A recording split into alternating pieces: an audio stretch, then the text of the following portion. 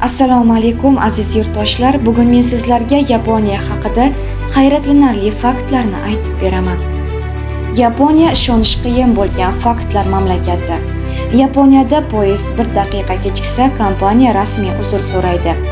Ba'zi joylarda ish joyida qisqa uxlab olish mehnatsevarlik belgisi hisoblanadi. Bu mamlakatda sun'iy orollar qurilgan va ularda aeroportlar faoliyat yuritadi.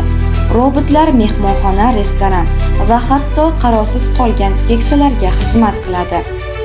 Yaponiyada ko'chalarida axlat qutilari deyarli yo'q, lekin mamlakat dunyodagi eng toza joylardan biri.